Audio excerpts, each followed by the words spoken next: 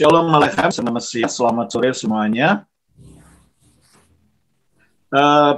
Kali ini kita akan masih melanjutkan pelajaran tentang perumpamaan Tuhan Yesus. Kita sudah sampai kepada pasal 25 ayat 1 sampai 13. Matius 25 ayat 1 sampai 13. Kalau bacakan, gadis-gadis yang bijaksana dan gadis-gadis yang bodoh. Pada waktu itu, hal kerajaan sorga seumpama 10 gadis yang mengambil pelitanya dan pergi menyongsong mempelai laki-laki. 5 diantaranya bodoh dan 5 bijaksana. Gadis-gadis yang bodoh itu membawa pelitanya tetapi tidak membawa minyak. Sedangkan gadis-gadis yang bijaksana itu membawa pelitanya dan juga minyak dalam buli-buli mereka. Tetapi karena mempelai itu lama tidak datang-datang juga, mengantuklah mereka semua lalu tertidur. Waktu tengah malam terdengarlah suara orang berseru, "Mempelai datang, songsonglah dia." Gadis-gadis itu pun bangun semuanya lalu membereskan pelita mereka. Gadis-gadis yang bodoh berkata kepada gadis-gadis yang bijaksana, "Berikanlah kami sedikit dari minyakmu itu, sebab pelita kami hampir padam." Tetapi jawab gadis-gadis yang bijaksana itu, "Tidak, nanti tidak cukup untuk kami dan untuk kamu.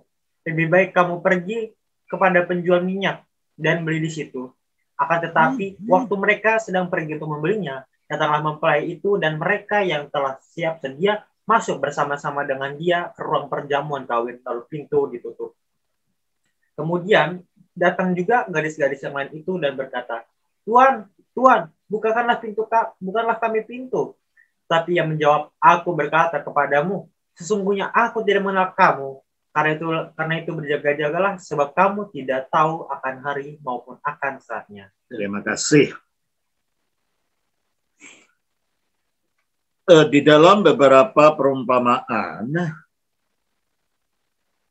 yang kita mulai dengan pasal 24 ini, temanya adalah tema berjaga-jaga.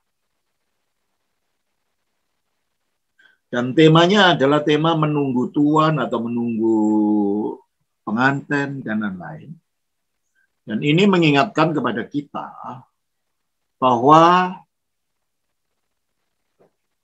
menjadi Kristen berarti harus siap sedia kapan saja Kristus itu datang. Coba kita baca dalam pasal yang ke-24. Ayatnya yang ke-49. "Tuanku tidak datang-datang, lalu ia mulai memukul-mukul hamba-hamba lain dan makan minum bersama-sama pemabuk-pemabuk."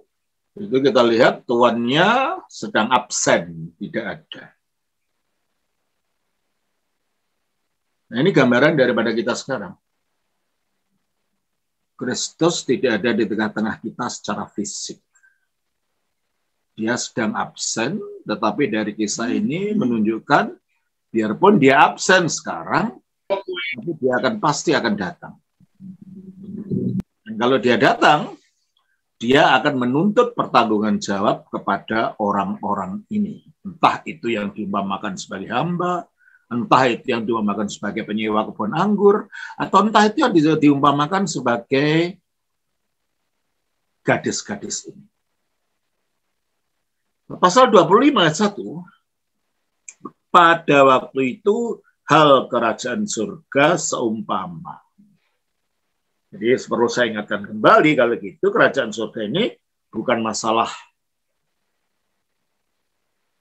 tempat, atau bukan masalah sistem politik, atau masalah yang bersifat duniawi yang lainnya. Kerajaan surga itu adalah seluruh proses. Dari awal kita menyatu dengan Kristus, dari awal gereja ada di dunia, sampai Kristus datang. Nah, di sini ada perkembangan-perkembangan dalam proses ini. Proses hidup dalam Kristus, itulah kerajaan surga. Itulah sebabnya dikatakan, kerajaan surga seumpama. Kerajaan surga itu tidak bisa dibayangkan, maka bisanya cuma diumpamakan. Coba kita baca di dalam Lukas pasal yang ke-17 ayat 20-21. Atas pertanyaan orang-orang Farisi, apabila kerajaan Allah akan datang, Yesus menjawab katanya, kerajaan Allah datang tanpa tanda-tanda lahiriah. Kerajaan Allah datang tanpa tanda-tanda lahiriah. Terus?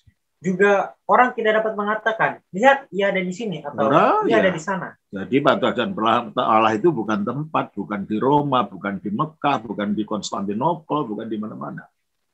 Bukan di Moskow. Dia bukan di sini, dia bukan di sana. Terus? Sebab sesungguhnya kerajaan Allah ada di antara kamu. Bahasa aslinya, itu. Ivasilia tu theu endos imon estin. Lihatlah, kerajaan Allah itu ada di dalam kamu. Itu bahasa aslinya. Jadi kalau kerajaan Allah ada di dalam manusia, itu bersifat rohani. Itu kehadiran Roh Kudus di dalam diri manusia, pemerintahan Allah di dalam diri manusia.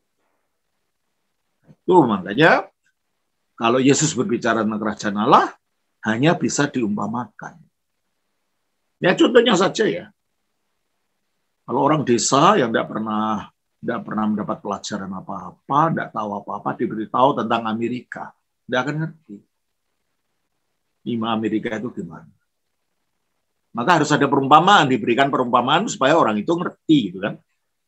Yesus pun demikian, karena kita tidak tahu kerajaan Allah itu gimana. Kita belum tahu. Kalau kita tahu pun, tahunya samar-samar kata kitab suci. Coba kita baca di dalam 1 Korintus 13 ayat yang ke-12. Karena sekarang kita melihat dalam cermin suatu gambaran yang samar-samar. Sekarang kita melihat dalam cermin suatu gambaran yang samar-samar. Tetapi nanti kita akan melihat muka dengan muka. Nanti kita akan melihat muka dengan muka. Sekarang enggak. Makanya jadi kalau ada orang punya kesaksian, wah ke surga, dia jangan terlalu percaya. Mungkin benar, mungkin tidak. Mungkin dibuat-buat, kita juga tidak tahu. Dan yang penting kan bukan itu. Yang penting bagaimana kita menghidupi pada saat ini, mempersiapkan diri untuk datangnya kerajaan Allah. Itu yang penting. Bukan mendengarkan kesaksian orang gini, orang gitu, bisa naik surga. Itu malah akan menyelewengkan kita dari pemahaman tentang iman kita yang benar justru. Ya. Nah, dalam perumpamaan ini dikatakan pada waktu itu hal kerajaan surga seumpama 10 gadis. 10 perawan. 10 itu di dalam gematria Ibrani. Itu angka lengkap, angka utuh. Dan perawan, gadis, itu gambaran gereja. Gambaran orang yang percaya kepada Kristus. Coba kita baca di dalam 2 Korintus pasalnya yang ke-11. Ayatnya 2 dan 3. Sebab aku cemburu kepada kamu dengan cemburu ilahi. Karena aku telah mempertunangkan kamu kepada satu laki-laki untuk membawa kamu sebagai perawan suci kepada Kristus. Aku telah mempertemukan kamu kepada satu laki-laki untuk membawa kamu sebagai perawan suci kepada Kristus. Di hadapan Kristus kita semua adalah bagian daripada pengantin ini. Nah, kalau ini dikatakan 10 yang agak lengkap, berarti ini berbicara tentang keutuhan gereja nantinya pada waktu Kristus datang. Itulah sebabnya maka dalam Perjanjian Lama juga seperti kitab Kidung Agung itu sering dimengerti oleh rabi-rabi Yahudi maupun oleh Bapak Gereja Kristen itu sebagai gambaran antara jiwa manusia dengan Tuhan, antara orang percaya dengan Tuhan, dalam hal para rabi antara Israel dengan Yahweh, dalam kasus Kristen antara Kristus dengan orang-orang yang percaya. Coba kita baca di dalam Kidung Agung pasal 1 ayat 1. Kidung Agung dari Salomo. Mempelai perempuan dan putri-putri Yerusalem. Mempelai perempuan itulah jiwa orang percaya. Terus ayat 1 dulu. Kiranya ia mencium aku dengan kecupan. Nah, untuk menjadi pengantin perempuan dari pengantin laki-laki, syarat pertama harus ada ciuman. Ciuman itu tanda kasih.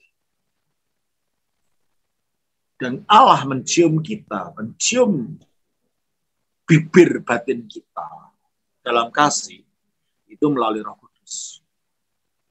Jadi cium adalah curahan daripada cinta kasih, yang cinta kasihnya Allah itu diciumkan kepada kita, dicurahkan kepada kita melalui Roh Kudus. Coba kita baca dalam Roma pasal 5 ayat 5. Roma 5 ayat yang 5. Dan pengharapan tidak mengecewakan, karena kasih Allah telah dicurahkan dalam hati kita oleh Roh Kudus. Nah, kasih Allah telah dicurahkan dalam hati kita oleh Roh Kudus. Sebagaimana kasih pengantin laki-laki, pengantin perempuan itu dicurahkan melalui bertemunya bibir dengan bibir. Di sini dicurahkan melalui bertemunya roh yang dicurahkan dengan hati yang menerima. Nah, disitulah mulai terjadi pertunangan antara jiwa dan roh. Dan itulah sebabnya mengapa akhirnya kita diumpamakan sebagai pengantin perempuan. Ya, ada 10 gadis yang mengambil pelitanya dan pergi menyongsong mempelai laki-laki. Lu gadis ini siapa? Kok nggak ada di ceritanya mana pengantin perempuannya? Gadisnya kok rame-rame, semua pada membawa pelita untuk menyongsong pengantin, karena waktu itu kan tidak ada listrik. Jalan untuk jalan teman-teman, jalan gelap, maka mereka harus bawa obor. Nanti pengantinnya datang dari kota lain atau apa, harus ada obor ini. Sama dengan perumpamaan dari Matius 22, di mana di situ ada kisah tentang perjamuan kawin. Coba kita baca. Pasal 22 ayat 1 sampai dengan ayat yang ke-5. Lalu Yesus berbicara pula dalam perumpamaan kepada mereka. Hal kerajaan sorga seumpama seorang raja yang mengadakan perjamuan kawin untuk anaknya. Ya, ada anaknya saja yang disebut. Istrinya enggak. Pengantin perempuannya mana ini? Terus? Ia menyuruh hamba-hambanya memanggil orang-orang yang telah diundang ke perjamuan kawin itu, tetapi orang-orang itu tidak mau datang. Ia menyuruh pula hamba-hamba lain pesannya. Katakanlah kepada orang yang diundang itu, sesungguhnya hidangan telah kusediakan, lembu-lembu jantan dan ternak piaraanku telah disembelih. Semuanya telah tersedia, datanglah ke perjamuan kawin ini. Di sini ada raja yang punya hajat, anaknya yang mau menikah, hamba-hamba yang disuruh mengundang orang, dan orang-orang undangan. Pengantin perempuannya tidak ada. Nah, kalau gitu siapa pengantin perempuannya? Pengantin perempuannya adalah orang-orang yang diundang itu, karena orang yang diundang itu adalah umat Allah, bangsa Israel, diundang melalui para nabi, dan mereka selalu diingatkan oleh para nabi untuk nanti kalau Mesias datang, kamu akan menyatu dengan dia.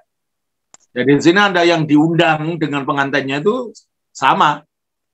Nah, dalam kasus ini, di dalam kasus Matius 25 itu, antara perawan yang menyongsong Kristus dengan pengantinnya, ya sama sebenarnya, nanti yang akan menyatu dengan Kristus, ya pengantin para gadis ini. Nah, jadi kalau gitu panggilan gereja itu sama. Seluruh gereja, makanya Johannes 10. Angka lengkap. Seluruh gereja dipanggil untuk menyongsong Kristus dan untuk mempersiapkan diri dengan pertemuan dengan Kristus pada kedatangan yang kedua kali dengan membawa pelita. Nah, pelita itu apa? Pelita itu firman. Firman-Mu adalah pelita dari kamu, menjadi tuntunan bagi dia untuk menyongsong Kristus, yaitu menghidupi firman dalam dirinya. Memahami perintah-perintah Allah, menghidupi perintah-perintah Allah, dan ini akan menuntun dia untuk nanti menyambut kepada Kristus. ayat 2. Meskipun yang dipanggil seluruh gereja, kelengkapan gereja 10 angka 10 tadi, dikatakan ayat 2, 5 diantaranya bodoh dan 5 bijaksana. Nah, yang dipanggil seluruh gereja, kelengkapan gereja. Tetapi di dalam gereja itu tidak semuanya orang bijaksana. Semuanya dalam gereja, tapi ada orang-orang yang punya Kristen tapi bodoh. Gitu. Secara rohani mereka bodoh. Bodohnya apa? Bijaksananya apa? Ayat 3. Gadis-gadis yang bodoh itu membawa pelitanya, tetapi tidak membawa minyak. Ya, mereka tahu firman ini dan itu, senang mendengarkan pelajaran-pelajaran kitab suci, bahkan mungkin menghafal kitab suci. Tetapi di tengah perjalanan, mereka lupa untuk mempersiapkan diri mereka bagi bertemu dengan sang pengantin ini. Mereka tidak punya minyak. Dan minyak itu selalu dikaitkan dengan Roh Kudus. Minyak itu selalu dikaitkan dengan Roh Kudus. Contohnya pengurapan, kita baca di dalam 1 Samuel pasal yang ke-16, ayatnya yang ke-13. Samuel mengambil tabung tanduk yang berisi minyak itu dan mengurapi Daud di tengah-tengah saudara-saudaranya. Sejak hari itu dan seterusnya berkuasalah Roh Tuhan atas Daud. Iya toh? Dengan turunnya minyak itu, Roh Kudus datang pada Daud. Pengurapan selalu, kalau kita baca dalam Perjanjian Lama, pengurapan itu selalu melibatkan minyak. Jadi sekarang Anda pengurapan entah apa itu, yang urapi kami Tuhan, tapi apa yang dimaksud kita tidak ngerti. Padahal pengurapan itu ya memang harus ada minyaknya. Nah, disitulah simbol datangnya Roh Kudus. Kita baca juga di dalam 2 Korintus pasal 1 ayat 21. Sebab Dia yang telah meneguhkan kami bersama-sama dengan kamu di dalam Kristus adalah Allah yang telah mengurapi. Allah yang telah mengurapi, memeteraikan tanda miliknya atas kita dan yang memberikan Roh Kudus. Dan ini kelihatan kalau dalam gereja Ortodoks pada waktu sakramen Krisma, di mana umat yang sesudah dibaptis diurapi dengan minyak, dan romonya mengatakan meterai karunia Roh Kudus. Umatnya menjawab amin. Di situ dimeteraikan dengan Roh Kudus dengan menggunakan simbol minyak itu. Nah, kalau gitu berarti yang 5 ini tidak punya minyak, artinya di dalam dirinya tidak membiarkan Roh Kudus untuk. Awalnya sih, ya, awalnya, wah dia penuh dengan entusiasme, semangat untuk ikut melayani, untuk melakukan hal-hal yang dituntut Tuhan, tapi lama-lama menjadi redup karena tidak ada minyak di dalam. Dan ketika minyak itu sudah tidak ada, Roh Kudus tidak berkarya di dalam diri kita, maka hubungan kita dengan Kristus juga makin renggang. Dan jikalau Roh Kudus tidak ada pada kita, kita bukan milik Kristus, kata kita. Coba kita baca di dalam Roma pasal 8. Ayatnya yang ke-9. Tetapi kamu tidak hidup dalam daging, melainkan dalam Roh. Jika memang Roh Allah diam dalam kamu. Tetapi jika orang tidak memiliki Roh Kristus, memiliki. Jika Roh Kudus tidak dibiarkan untuk berada dalam dirinya, akhirnya Roh itu tidak menunjukkan kuasa dan orang itu kehilangan semangat.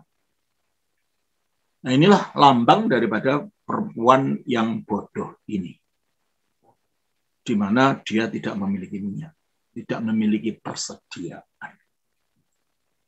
Ayat yang ke-4. Sedangkan gadis-gadis yang bijaksana itu membawa pelitanya dan juga minyak dalam buli-buli. Mereka memiliki firman dalam, memahami firman dalam, tapi bukan hanya secara intelektual saja. Firman itu difahami dengan hati yang terbuka bagi karya Roh Kudus pada diri. Dengan hati yang menyala-nyala oleh Roh Kudus di dalamnya. Sehingga tidak pernah ada rasa bosan baginya untuk selalu mencari kebenaran Allah. Tidak merasa bosan baginya untuk selalu lapar dan haus akan kebenaran itu. Di dalam kehidupan kita, dalam menanti kedatangan Kristus. Ada kalanya dunia ini menyeret kita kepada hal-hal yang makin menjauhkan kita dari Kristus. Dan kalau itu terjadi, kita akan menjadi seperti 5 gadis yang bodoh tadi. Di mana minyak itu tidak tinggal dalam diri kita. Makanya kita harus hati-hati di sini. Ayat yang ke-5. Tetapi karena mempelai itu lama tidak datang-datang juga, mengantuklah mereka semua lalu tertidur. Menunggu itu pekerjaan paling membosankan. Sehingga kita pun mengatakan orang yang tidak sabar menunggu kedatangan Kristus, mereka mengolok-olok, kapan sih janjinya dia datang, itu kok nggak datang-datang. Coba kita baca di dalam 2 Petrus pasal 3. Ayatnya yang kita lihat ayatnya yang ke-3 dan 4.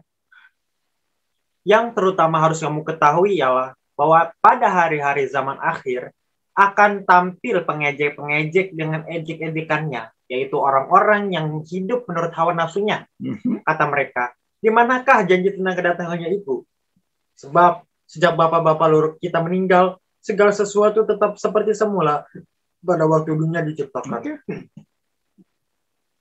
Nah, sekarang kan banyak pengejek-pengejek seperti ini. Atau mungkin hati kita mungkin tidak mengejek secara terang-terangan, tapi kita mulai tidak percaya lagi. Betul nggak itu kedatangan Kristus itu ada?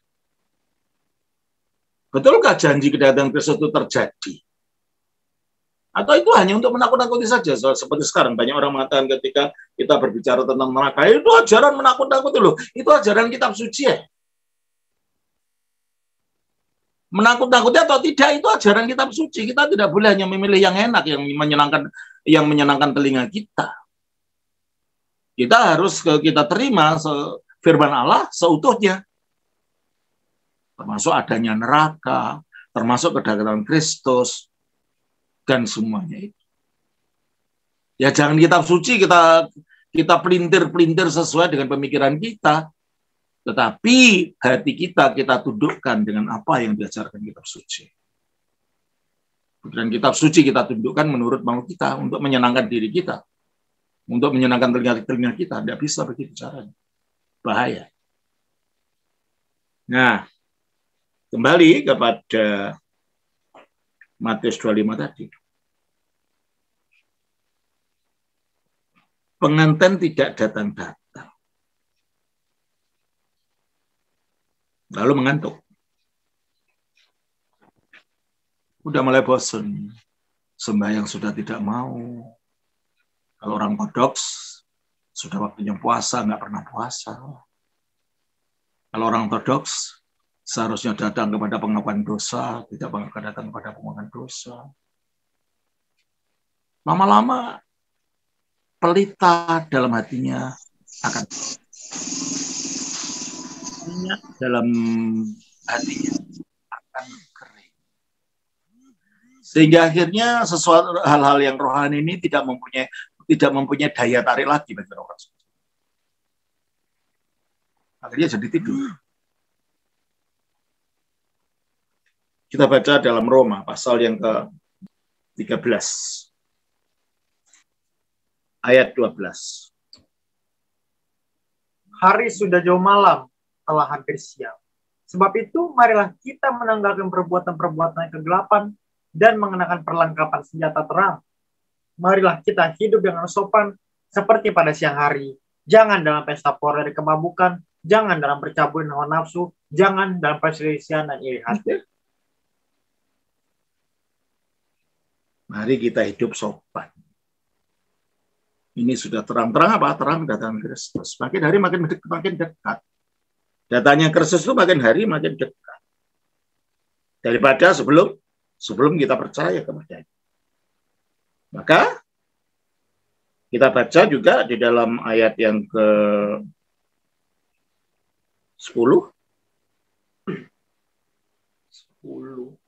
dari Roma 13. Ayat 14, maaf. Tetapi kenakanlah Tuhan Yesus Kristus sebagai perlengkapan senjata terang dan janganlah merawat tubuhmu untuk memuaskan keinginannya. Kalau orang sudah mulai bosan hal rohani, yang diikuti keinginan tubuh, keinginan hawa nafsu, keinginan daging. Ya. Itu yang diikuti.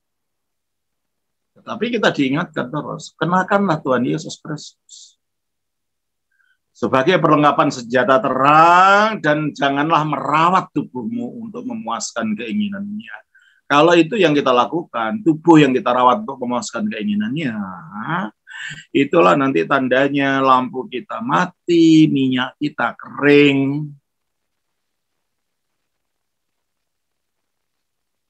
Dan yang terjadi apa? Kita dikejutkan oleh kedatangan Kristus yang tiba-tiba. Coba kita baca Matius 25 ayatnya yang ke-6. Waktu tengah malam terdengarlah suara orang berseru, "Mempelai datang, songsonglah dia." Kaget ya. Disangka tidak akan datang Kristus, malah diajak dan diolok. Dan akhirnya dia tertidur secara rohani. Tiba-tiba terdengar suara. Pengantin datang, dan datangnya itu sangat menakutkan memang.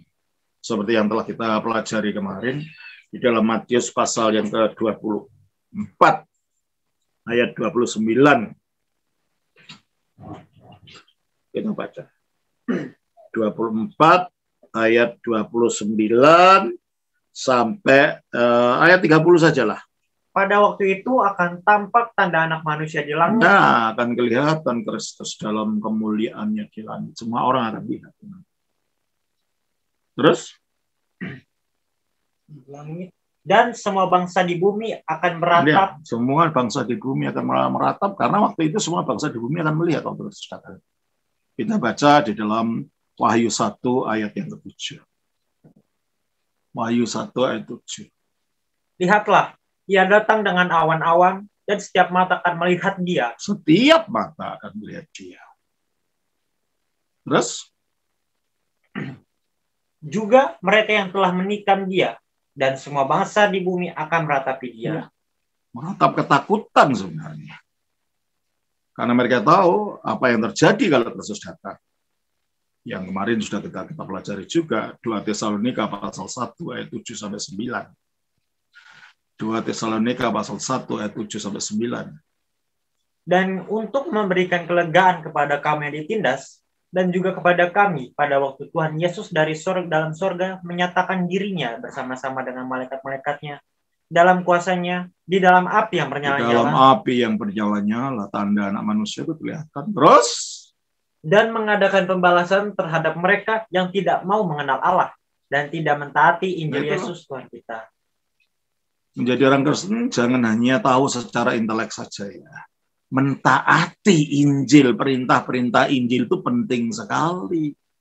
Sebab itu ini mengatakan kalau kita tidak mentaati Injil, Kristus akan mengadakan pembalasan terhadap orang, yaitu pengadilan.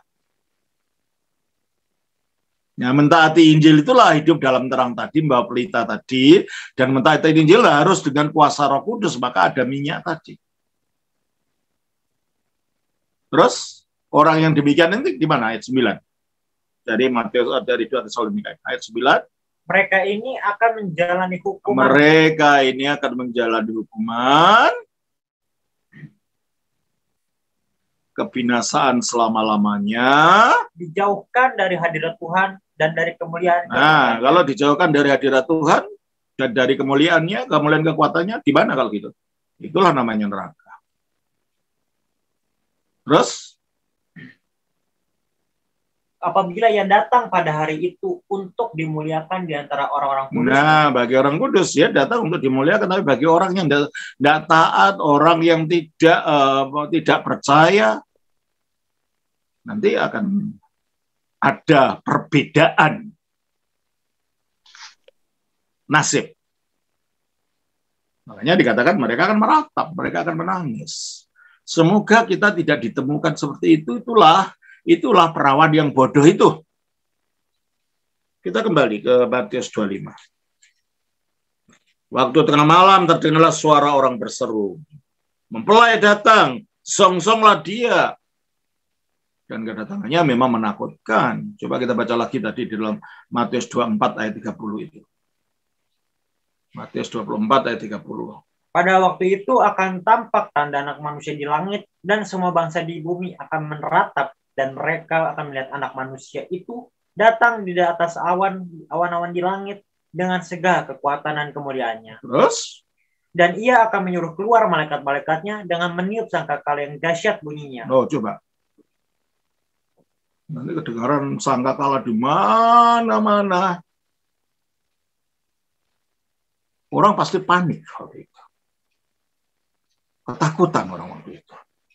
Karena mereka tidak tahu ini suara apa ini. Seluruh dunia ada suara sangkakala ini. Terus? Dan sangkakala yang dahsyat bunyinya, dan mereka akan mengumpulkan orang-orang pilihannya dari keempat penjuru bumi. Yang ujung langit, yang satu ke ujung langit yang lain. Itu orang-orang yang baru dibangkitkan akan dikumpulkan. Orang yang percaya maksudnya. Sedangkan orang-orang yang belum sempat mati waktu Yesus datang, ya tidak usah mati karena kedatangannya adalah untuk menghancurkan kematian itu sendiri.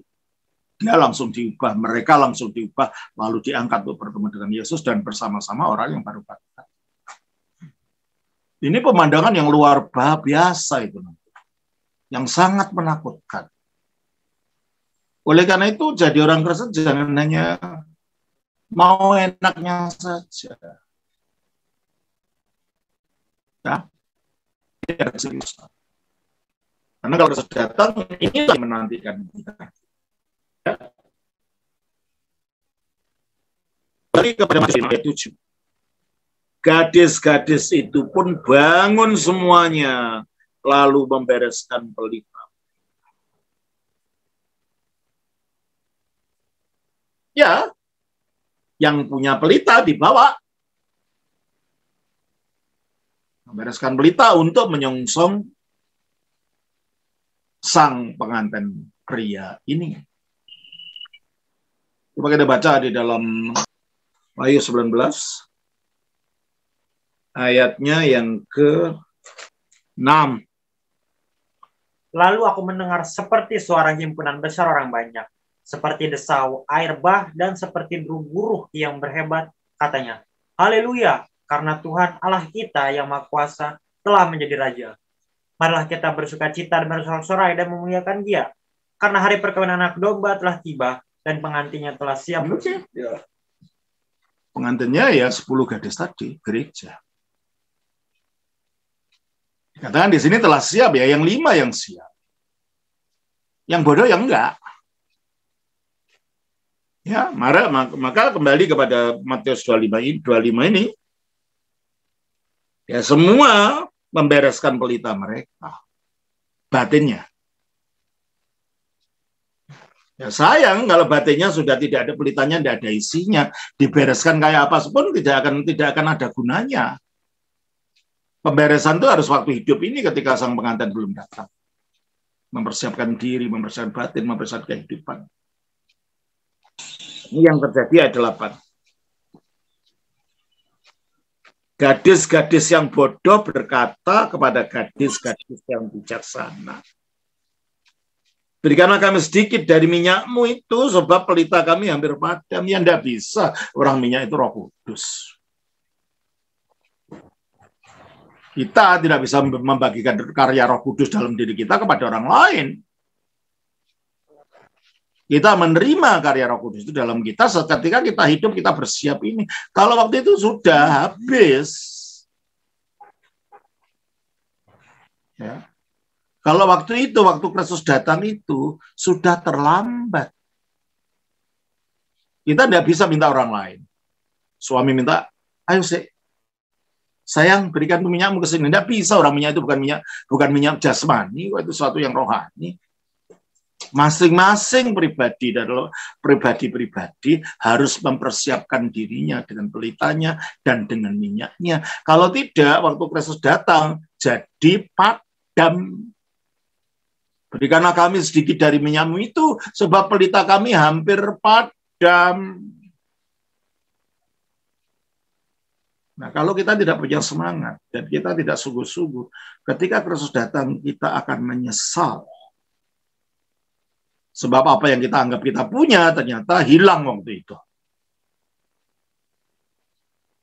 Makanya jangan hanya beragama Kristen. Jadilah orang Kristen. Beragama Kristen itu yang tertulis di KTP, ya agamanya Kristen. Tapi apa dia menghidupi sebagai orang Kristen? Nah, ini pertanyaannya. Ketika kita tidak menghidupi diri kita sebagai orang Kristen, itulah orang yang tidak punya minyak tadi. Karena Roh Kudus tidak berkarya dalam dirinya. Ayat 9. Matius 25. Tetapi jawab gadis-gadis yang bijaksana itu, tidak, nanti tidak cukup untuk kami dan untuk kamu. Lebih baik kamu pergi kepada penjual minyak dan beli di situ. Sang pengantin sudah mau datang, mau baru beli minyak, gimana? Ya kalau itu kan malam-malam. Kalau tokonya tutup, cari di mana? Kan tengah malam. Mana ada tengah malam orang jual? Iya kan? Jadi persiapannya bukan nanti ada orang, udahlah nanti kalau sudah tua saya datang kepada Tuhan. Alkitab tidak mengatakan, hei kamu kalau sudah tua ya datang kepada Tuhan. Enggak, Alkitab mengatakan, ingatlah Tuhan pada waktu engkau muda. Pengkhotbah 12 ayat 1. Ingatlah akan penciptamu pada masa mudamu. Ya, ingatlah penciptamu pada masa mudamu. Terus? Sebelum tiba hari-hari yang malang dan mendekat tahun-tahun yang kau katakan, tak ada kesenangan bagiku di dalamnya. Apa? Tahun apa kita tidak ada kesenangan? Kita mengatakan tidak ada kesenangan di dalamnya. Kalau udah tua, kolesterolnya tinggi, gulanya tinggi, tulang-tulangnya sudah kesakitan, nggak ada. Mana makan pun nggak enak. Ya toh? Itu masa tua. Dan kita akan menyesal, kok baru sekarang ya saya mengingat Tuhan. Kenapa enggak dulu-dulu waktu muda? Saya sering dengar kata-kata orang, baru sekarang ya saya menemukan ini. Kenapa enggak dulu-dulu? Nah, saudara, sekarang belum terlambat. Jadilah seperti gadis yang bijaksana. Bawalah pelitamu, memahami firman secara benar, menghidupi firman, dan nyalakan minyak di dalammu, yaitu kuasa Roh Kudus yang bekerja dalam. Bernyala-nyala dalam doa. Ya. Sementara engkau masih muda. Romo saya sudah tua, ya enggak apa-apa, lanjutkan yang sudah tua pun. Tapi itu semua, ya. Memang mempersiapkan diri untuk Tuhan itu. Jangan tunggu kalau semuanya, kalau sudah punya uang banyak, kalau sudah memang uang banyak untuk apa? Tuhan nggak ada itu. Bukan uang yang banyak, tapi iman yang benar, iman yang kokoh untuk bertemu dengan Tuhan. Kalau tidak, kita masih bingung dengan masalah-masalah duniawi. Kita baru bingung, sadar, oh iyalah aku belum siap, hidupku belum siap. Itulah gambaran mereka sedang pergi untuk membeli minyak. terlambat. Makanya jangan bodoh kita. Sementara ada waktu, gunakan waktu itu untuk Tuhan. Datanglah mempelai itu. Dan mereka yang telah siap sedia masuk bersama-sama dengan dia. Itu yang siap sedia. Saudara siap sedia enggak kalau waktu itu datang? Saudara memilih pelita dan minyak itu enggak? Sekarang ini. Carilah harta yang di surga, bukan harta yang di dunia ini. Karena kita mengatakan, di mana hartamu, di situ hatimu. Kalau harta kita, harta yang di surga, kita mencari. Ya, yang duniawi, ya kita tetap bekerja. Namanya kita butuh di dunia. Tapi semuanya ini harus mengkontribusi bagi tujuan kita untuk menyatu dengan Tuhan. Tujuan kita untuk bertemu dengan Dia. Hanya untuk nyari minyak saja, tersesat di jalan, nggak bisa kembali pulang. Tapi karena mencari minyak, tapi minyak terlambat carinya, apa yang terjadi dalam ayat yang ke-10 itu? Akan tetapi waktu mereka sedang pergi untuk membelinya, datanglah mempelai itu.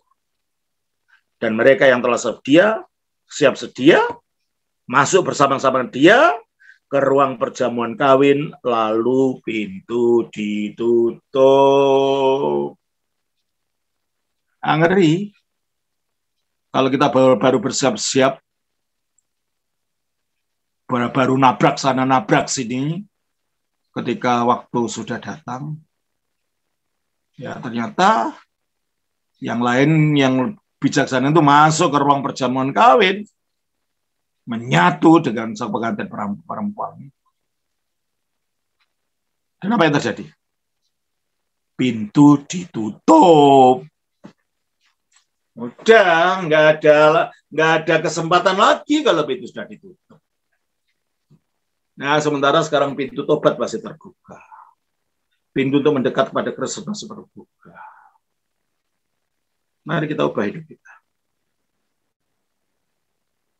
Mari kita cari jalan penyatuan kepada Kristus. Mari kita usahakan hidup kita. Sementara pintunya masih terbuka sekarang. Tadi ada pertanyaan apa itu tentang rapture apa itu? Sebentar. Banyak orang mengatakan kiamat itu atau kedatangan Yesus yang kedua, dan mengenai adanya neraka dan surga, semuanya itu adalah misteri ilahi Romo. Jadi kita tidak perlu khawatir akan semuanya itu. Mohon pencerahannya Romo. Loh, lah kalau neraka itu ada, tidak khawatir gimana?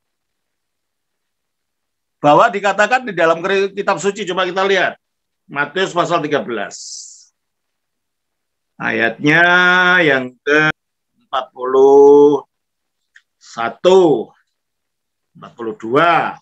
Anak manusia akan menyuruh malaikat-malaikatnya dan mereka akan mengumpulkan segala sesuatu yang menyesatkan dan semua orang yang melakukan kejahatan dari dalam kerajaannya. Semua akan dicampakkan ke dalam dapur api, di sanalah akan terdapat ratapan. Misteri dalam arti kita belum mengalami bahwa itu ada. Kalau kita percaya firman-Nya Kristus dan mengatakan itu ada, ya pasti ada gitu. Mengapa kita tidak takut? Justru kita takut. Coba kita baca dalam Lukas pasal 12 ayat yang keempat. Aku berkata kepadamu, hai sahabat-sahabatku, janganlah kamu takut terhadap mereka yang dapat membunuh tubuh, dan kemudian tidak dapat berbuat apa-apa lagi. Terus? Aku akan menunjukkan kepada kamu siapakah yang harus kamu takuti. Takutilah dia yang setelah membunuh mempunyai kuasa untuk melemparkan orang ke dalam neraka. Nah tuh. Nah, kita percaya firman Tuhan enggak? Kita percaya apa yang dikatakan Kristus? Kristus pernah bohong enggak? Kristus sudah pernah berdusta. Jadi kalau kita berbicara tentang adanya neraka, ya ada. Misterinya dalam pengertian kita belum tahu ke sana itu, tapi gambarannya sudah ada. Makanya kita baca juga di dalam 2 Korintus pasal 7 ayat 1. Saudara-saudaraku yang kekasih, karena kita sekarang memiliki janji-janji itu, marilah kita menyucikan diri kita dari semua pencemaran jasmani. Marilah kita menyucikan diri kita dari semua pencemaran jasmani dan rohani. Jasmani dan rohani. Terus? Dan dengan demikian menyempurnakan kekudusan kita. Dengan demikian menyempurnakan kekudusan kita. Dalam takut akan Allah. Dalam takut akan Allah. Kalau nggak ada apa-apa, kenapa takut? Nggak khawatir gimana? Kita disuruh menyucikan diri kok nggak khawatir? Ya harus dong. Nah, kita baca juga di dalam Filipi pasal 2, ayat 12. Hai saudara-saudara yang kekasih, kamu senantiasa taat. Karena itu tetaplah kerjakan keselamatanmu dengan takut dan gentar. Karena itu kerjakanlah keselamatanmu dengan takut dan gentar. Yang kita dengarkan ajaran kitab suci, kata-kata orang jangan khawatir. Loh, kitab suci mengatakan malah suruh takut dan gentar. Nggak khawatir gimana? Jelas ini ya? Ya kita harus kembalinya kepada kitab suci, bukan kata orang. Terus pertanyaan kedua, Salam Romo. Mengenai masa kiamat, saya dengar gereja ortodoks menolak konsep rapture. Pertanyaan saya, bagaimana konteks gereja ortodoks memahami ayat yang membahas pandangan rapture tersebut seperti Lukas 17:34-37? Betulkah itu rapture? Itu kan tafsiran orang itu rapture. Tapi apakah ayat itu mengatakan itu tentang rapture? Lukas 17:34-37. Aku berkata kepadamu, pada malam itu ada dua orang di atas satu tempat tidur. Yang seorang akan dibawa dan yang lain akan ditinggalkan. Nah, ini konteksnya apa ini? Konteksnya ialah ayat 28. Demikian juga seperti ada ayat 29, ayat 26. Dan sama seperti terjadi pada zaman Nuh, demikian pula halnya kelak pada hari-hari anak manusia. Nah, ternyata konteksnya adalah kedatangan Kristus itu nanti seperti pada zamannya Nuh. Ketika ada air bah, ayat 27. Mereka akan makan dan minum. Mereka kawin dan dikawinkan. Sampai kepada hari Nuh masuk ke dalam bahtera. Lalu datang air bah dan membinasakan mereka semua. Ya. Kedatangan Kristus juga begitu. Tiba-tiba saja gitu. Terus? Demikian juga seperti yang terjadi di zaman Lot. Mereka makan dan minum. Mereka membeli dan menjual. Mereka menanam dan membangun. Tetapi pada hari Lot pergi keluar dari Sodom, turunlah hujan api dan hujan belerang. Tiba-tiba. Nah, terus ayat 34 kalau gitu. Berkata kepadamu, pada malam itu ada dua orang di atas satu tempat tidur, yang seorang akan dibawa dan yang lain akan ditinggalkan. Coba perhatikan ini.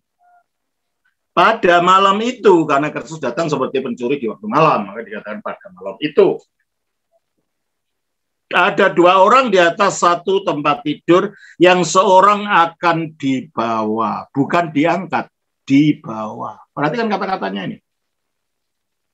Nah, kalau pada waktu zamannya Nuh, kadang dikatakan kedatangan anak manusia seperti pada waktu zamannya Nuh. Yang dibawa siapa?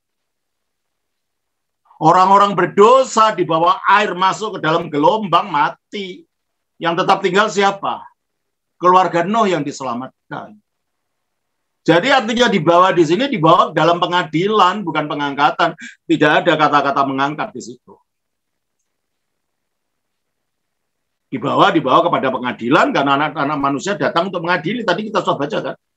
Ya. Seorang akan dibawa dan yang lain akan ditinggalkan. Justru yang ditinggalkan itu yang selamat. Seperti zamannya Nuh, keluarganya Nuh ditinggalkan dalam perahu, selamat. Yang dibawa terseret oleh ombak itu yang mati, yang dihakimi. Ada dua perempuan bersama-sama menghilang, yang seorang akan dibawa dan yang lain akan ditinggalkan. Kalau ada dua orang di ladang, yang seorang akan dibawa dan yang lain akan ditinggalkan. Tidak ada satupun kata-kata diangkat. Dibawa. Nah itulah.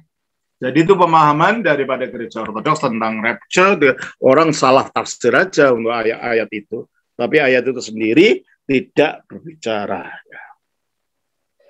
Salam Romo, bukankah Allah adalah kasih Romo, tetapi kenapa Ia ciptakan neraka? Dia tidak menciptakan neraka.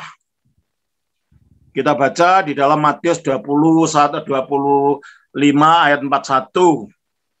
Dan ia akan berkata juga kepada mereka yang di sebelah kirinya, "Enyahlah dari hadapanku, hai kamu orang-orang terkutuk.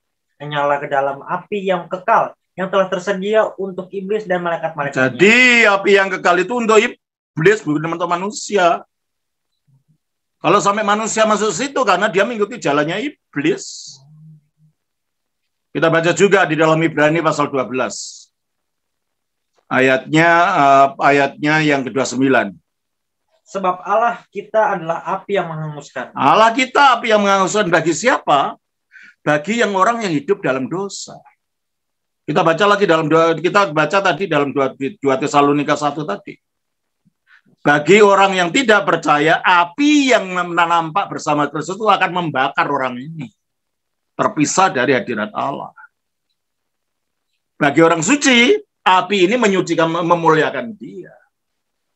Jadi kalau Allah itu seperti api yang menghanguskan, ketika ada kertas sampah dimasukkan ke dalam api, efeknya apa kepada api itu? Kepada sampah itu? Terbakar. Tetapi kepada api yang sama, kalau kita masukkan emas ke dalamnya, apa yang terjadi? Emasnya makin murni. Apa apinya kalau pilih kasih? Ini bukan masalah apinya, demikian juga kasihnya Allah. Bukan masalah Allah tidak mengasihi, pilih kasih, enggak. Karena bahanmu itu loh, bahan tidak cocok untuk api ilahi itu. Karena engkau hidup dalam dosa, bertemu dengan api ilahi, api kesucian Allah, ya terbakar. Tapi Allah terbakar bukan karena dia benci, enggak. Allah terbakar karena memang sifatnya itu Allah itu api yang menghanguskan. Dan kita terbakar karena hidup kita, hidup yang seperti gombal. Hidup kita hidup yang seperti kertas, seperti sampah. Akhirnya terkena api ilahi, terbakar. Nah, itulah neraka. Jadi bukan Allah itu menyiksa kita, itu karena itu pikiran ajaran Islam, ajaran Kristen enggak gitu. Enggak ada Allah mengazab, Allah menyiksa orang, enggak ada. Kitalah yang membuat diri kita. Jadi kalau begitu jelas saudara-saudara ya di sini ya. Jawabannya kalau begitu Allah memang kasih, makanya enggak ada Allah itu menyiksa dalam Alkitab. Yang menyiksa kita sendiri karena dosa kita tidak mau bertobat. Menyiksa kita sendiri karena kita mengikuti jalan yang setan. Sebab api yang kekal tidak diciptakan untuk manusia, diciptakan untuk iblis dan malaikat-malaikatnya. Ya, itulah jawaban saya. Mari kita lanjutkan. Matius pasal 25 ayatnya yang ke-10. Ya, nanti kalau yang sudah siap akan masuk bersama Kristus, masuk dalam kemuliaan. Itu kamar pengantin, manunggal dengan Kristus. Ya. Ayat 12. Kita mulai ayat 11 lagi. Kemudian datang juga gadis-gadis yang lain itu dan berkata, "Tuan, Tuan, bukakanlah kami pintu." Sudah terlambat kok, gimana itu pintu? Dibuka. Saya pernah waktu itu mau ke Papua. Saya datang terlambat. Saya minta, gimana ini mau terlambat? Ya sudah Pak, ditutup ya ditutup. Akhirnya gosong lah itu. Bukan, saya disuruh cari jam berikutnya. Nah ini nanti kalau Kristus datang juga begitu.